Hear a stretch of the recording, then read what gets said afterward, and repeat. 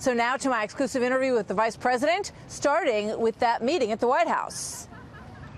I know you just came from lunch with the president at the White House, and he has another meeting coming up this afternoon with Rod Rosenstein and Christopher Wray. What do you expect will happen there? Do you have any insight to that? Well, with the revelations that our campaign may have been the subject of surveillance by the FBI, the president, I think, is grateful that the Department of Justice is going to have the Inspector General look into it and determine and ensure that there was no surveillance done for political purposes against our campaign. I think it would be very troubling to millions of Americans if that took place, but we're very confident that as the Inspector General has been doing their work, looking at the conduct of the FBI during that period, that by adding their focus to this, that we'll get to the bottom of it, because the American people have a right to know.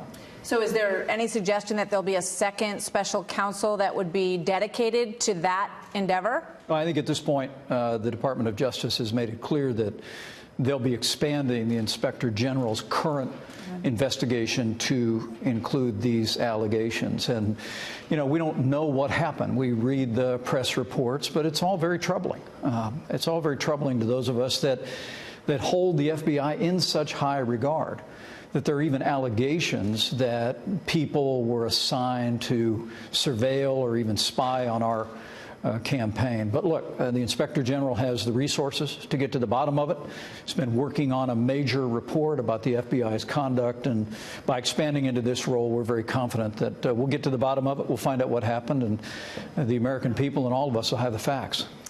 Obviously, on the Hill, they've been very frustrated with the information that they've been getting from the Department of Justice. The president has the ability to declassify those reports so that they come through unredacted, so that there's better transparency. Will he do that?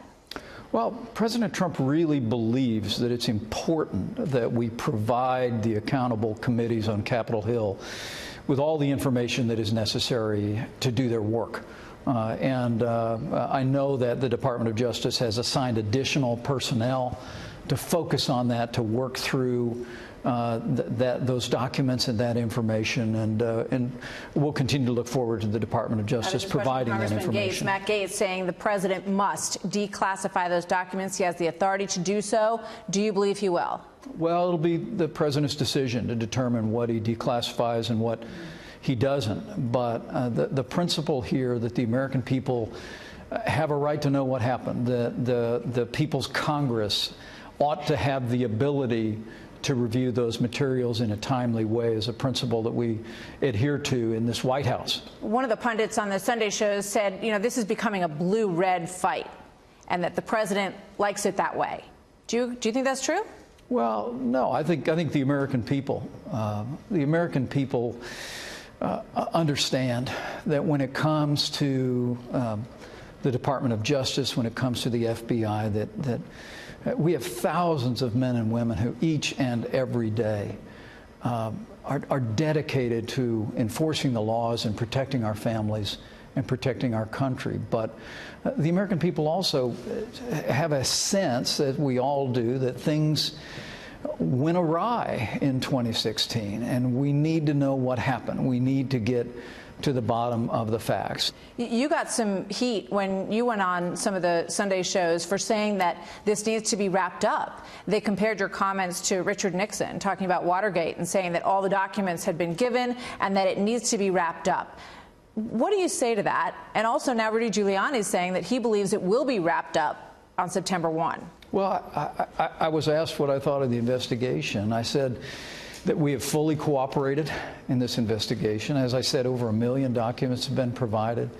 And I just said, for the sake of the country, and I think it's time that the special counsel wrap it up. And I think that's probably an opinion widely shared by people all across America, that the truth is, it's been now more than a year. The special counsel has a team around them that's been looking into all of the allegations here. And with the full cooperation of the White House, they've been able to assemble the facts. And I continue to hope and to say very respectfully that the special counsel ought to, with all deliberate means, complete their work and provide the information to their leadership at the Department of Justice that will come from this investigation so that we can just simply move on as a country.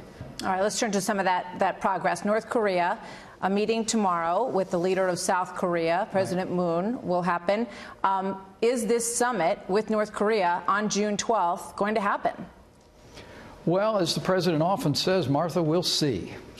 And what I can tell you is that from the early days of this administration, President Trump made it clear that this time, in this administration, it would be different from prior administrations, where North Korea found a way to get concessions from the United States and from countries in the West in exchange for illusory promises about abandoning their nuclear weapons program. President Trump, from early on, initiated what we call the extreme pressure campaign. He marshaled the resources of the world community to bring economic and diplomatic pressure to bear while keeping all options on the table to achieve the objective of a nuclear-free Korean peninsula. We've stayed on that present course and heading. We've never wavered from it.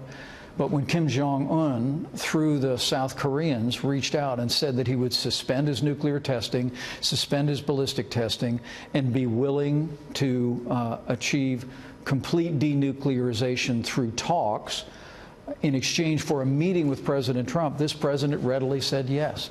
They asked for the meeting, and we continue to be open to it. But rest assured that the United States will continue on the path that we are on, because this president has made it clear that we will not tolerate North Korea possessing nuclear weapons and ballistic missiles that threaten the United States and our allies. Is that process of denuclearization something that could happen over time in stages?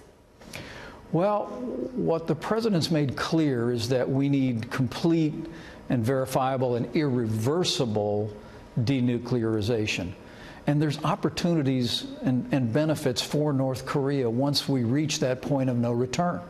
Once we reach the point where as they dismantle their nuclear weapons program with proper verification and full transparency, that then President Trump has already organized support from Japan, from South Korea, from other nations in the region, including China, to organize the resources that would create a brighter future for the Kim regime, a brighter future, more importantly, for the people of North Korea. But it all begins with North Korea committing to complete denuclearization, taking concrete steps to achieve that. All right. So, you know, when you came out of lunch today with the president, was it your feeling, I think this summit's going to happen in June?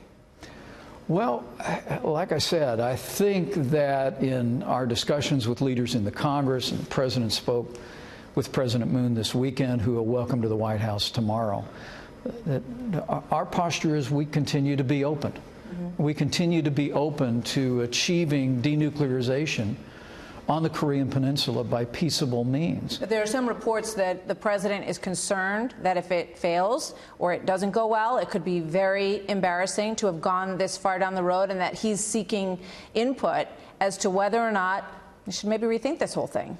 Well, I don't think President Trump is thinking about public relations. He's thinking about peace. He's thinking about how we achieve what has eluded successive American administration. I mean, truthfully, the Clinton administration, even the Bush administration, got played in the past. We offered concessions to the North Korean regime in exchange for promises to end their nuclear weapons program, only to see them break those promises and abandon them.